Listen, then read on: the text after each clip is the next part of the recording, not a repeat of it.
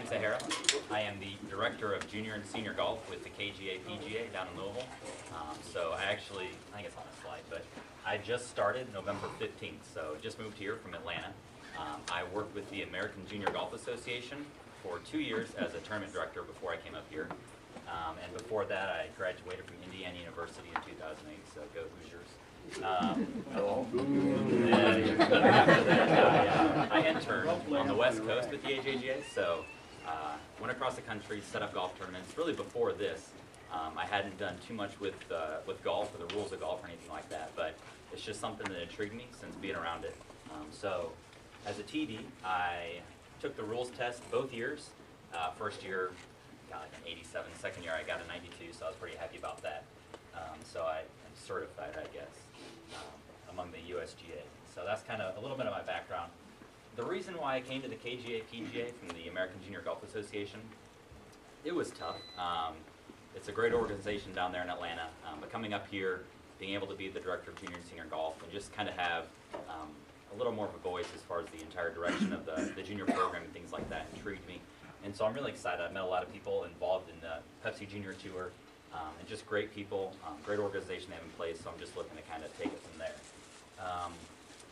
One thing I want to make sure to do here is just get everyone involved as I can. And I know, as you guys know, it's tough to get started if you haven't started playing. So just kind of a goal of mine is to make it as easy and accessible to all the younger kids possible. So that's what I'll be doing, and not to promote or anything, but if you guys have any questions or interested, if you know of anyone who might be interested in playing our events, come find me afterwards and I can hand you out some information. All right, the rules of golf. So how many of you have taken the test before, the USGA PGA test? One of you, okay. Two of you. Are you guys, have you dealt with the rules much at all? A little bit? Okay. I know that the book is really intimidating. It's a huge book, but it's there to help and not to hurt. So don't think of it as you have to watch what you're doing or else you're going to get a penalty. So it's there to help you guys and not kind of just hand out penalty strokes wherever you can. Just so you guys know, every 2 years it's revised, and every 4 years it's updated. So this was created in 2010, and so in 2012 they're going to come out with a revision to that one, but it'll be the same book. So really what I want to do tonight is just go over some major points. So that way if you're in the woods you don't have to use the old foot wedge and kind of get your ball out so you guys know kind of how to proceed and do things like that. So don't get overwhelmed. If there's anytime there's a point where you guys feel like it's too much, just raise your hand, ask a question, tell me to slow down.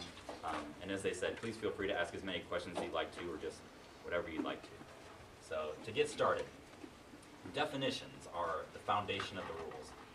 At the beginning of the book, there's just a list of like 5 pages of definitions, and it's overwhelming because they're just trying to memorize all these things. And at first, if you're just looking at the definitions, it doesn't really make any sense. Like, why do I need to memorize? If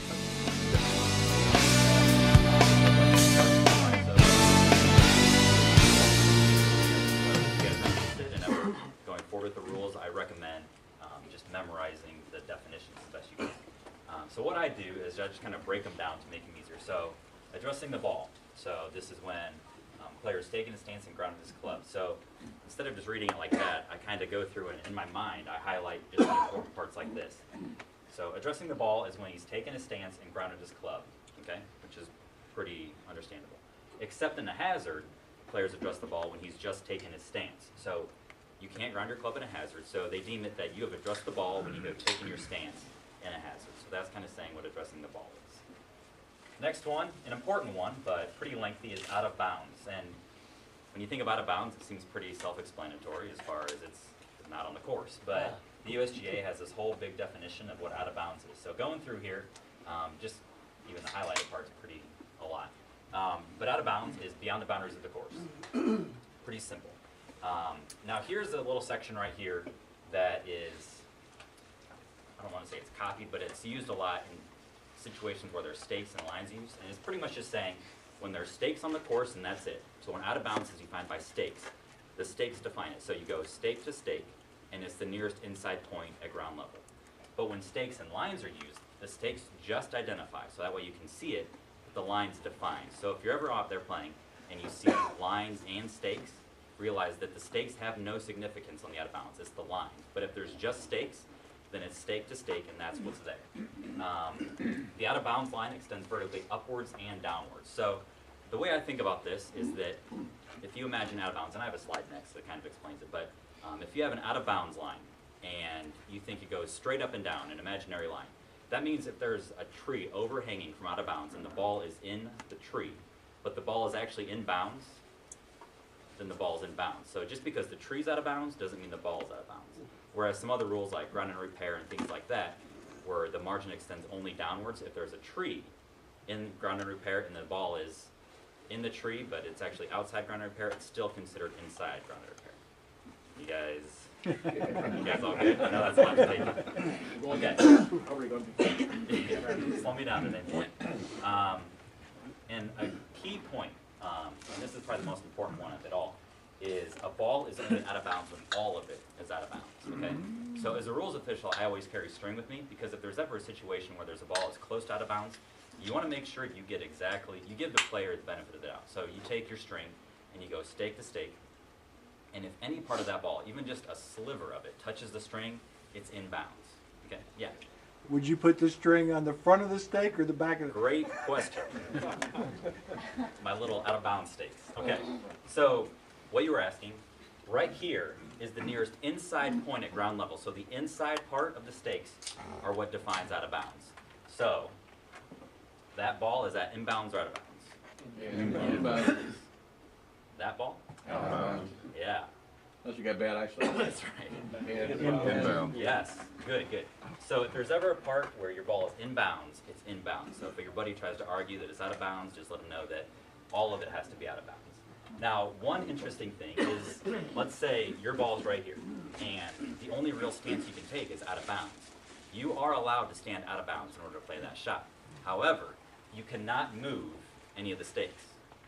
Anytime there's out of bounds, you cannot move the stakes. So even if you go up and move it and put it right back exactly where it was, it's still a two-stroke penalty. So just remember that. Never move the out of bounds stakes.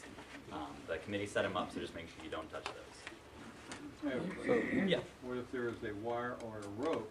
Can you take and drop that rope?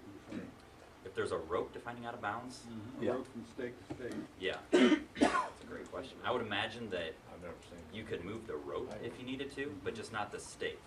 Because if you think of it this way, you can't affect other people playing the course. So as long as the actual object defining out of bounds isn't moved or altered, then you'd be okay. Yeah, What if the stake is in the flight of your ball? But you can't hit your ball without hitting that that's stake. tough luck. Yeah. Feel sorry for you. Yeah, you wouldn't get relief from interference. It's not considered a man-made. No, they're not, in the definition it says that they are not obstructions, so that means you don't get any relief.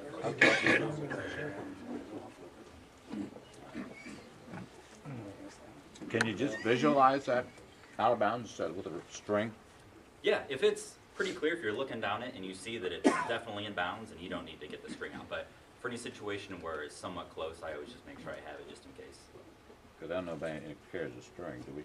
No. No, you don't need to carry string down. That's all I'm saying. Shoelaces.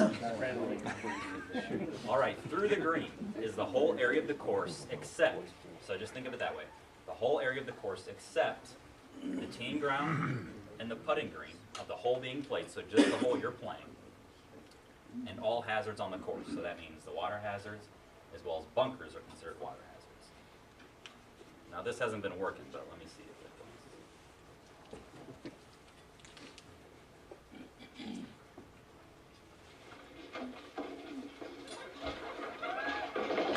Dennis, what a jerk! I'm never playing golf with him again.